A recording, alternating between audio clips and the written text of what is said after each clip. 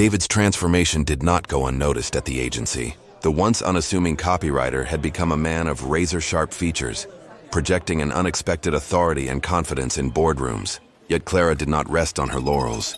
Her mind operated like a continuously running graphics editor, scanning the room, detecting disharmonies, and mentally cropping out excess.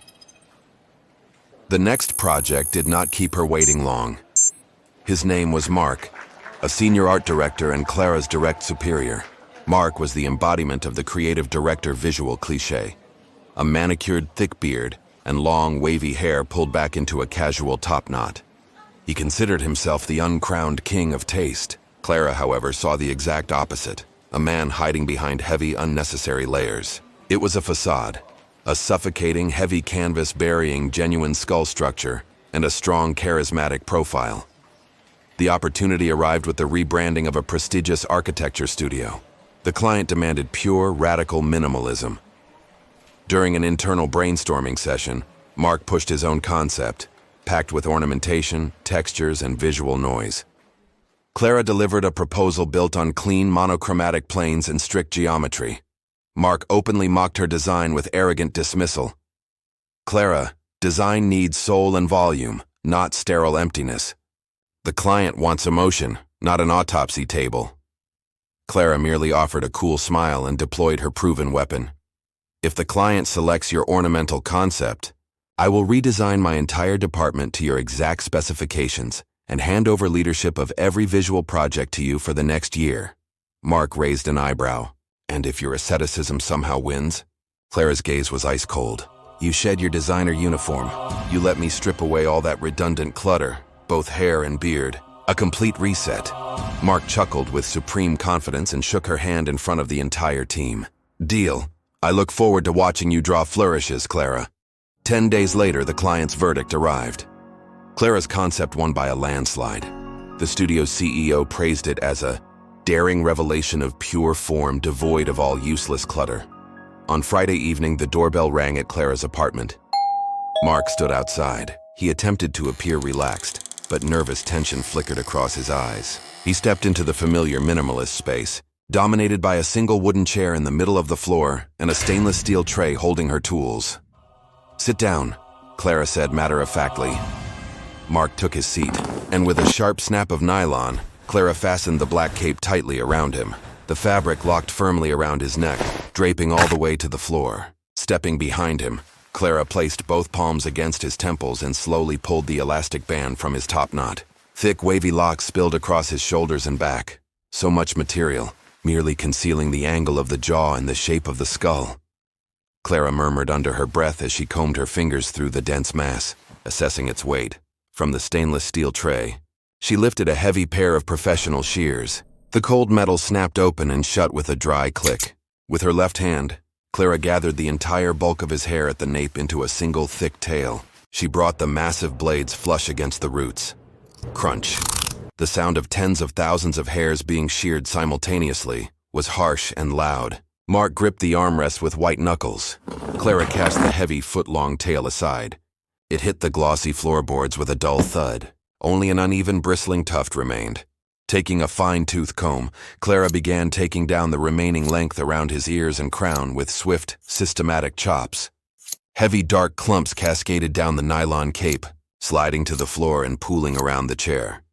Once the bulk was stripped away, she set the shears down with a sharp metallic clatter.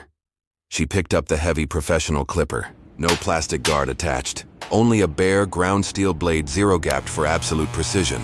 Her thumb flicked the switch. A deep, aggressive, relentless mechanical hum resonated through the room. Bzzzt. Clara planted her tattooed palm firmly atop Mark's crown to steady his neck. Head down, she pressed the icy metal flush against his nape. The blade's initial bite sent a cold shockwave down his spine. In a smooth, uncompromising sweep, Clara drove the clipper straight up the center of his skull all the way to his forehead. The sound of crushing, pulverized stubble was raw. In the clipper's wake lay a wide, perfectly smooth highway of pale skin. One pass followed another with geometric precision.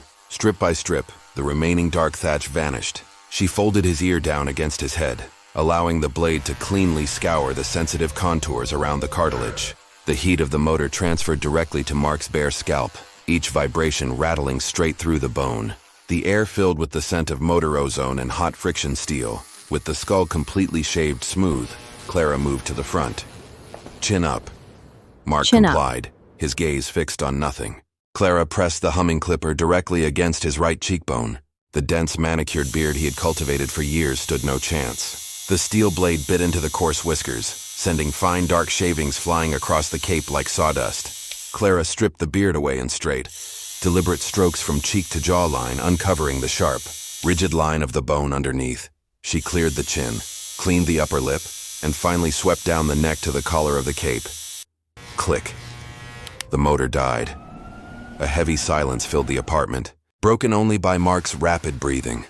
Clara retrieved a steaming, damp towel from the warmer and wrapped it tightly around his newly exposed skull and face. The hot steam penetrated the sensitized pores, soothing the freshly shaved skin. As she peeled the towel away, she pumped a cooling mint balm into her hands and massaged it into his entire scalp and jaw with firm, precise circular motions. Unsnapping the cape, she whipped it away in one clean motion. A dense uniform carpet of dark hair and whiskers encircled the chair. Clara raised a large mirror and held it directly before him. Mark was struck speechless. The affected art director hiding behind layers of styling had vanished. The glass reflected a sharp, cleanly defined man with pronounced cheekbones, an uncompromising jawline, and piercing eyes that radiated an intense, magnetic presence. "You were right about one thing, Mark." Clara broke the silence, brushing stray hairs from the clipper blade with a fine bristle brush. The client did want emotion, but true emotion only surfaces once you find the courage to strip away everything that doesn't matter.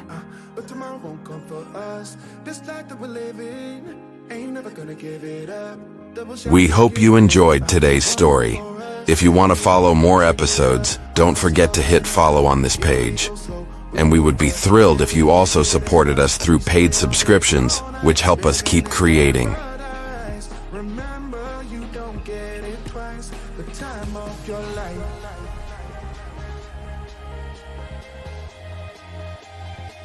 This is the time of your life. Remember, you don't get it twice, the time of your life.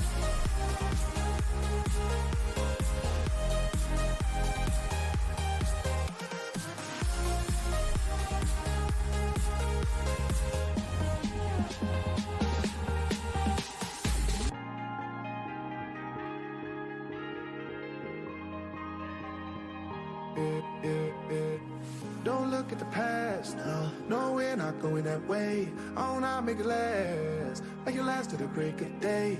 No matter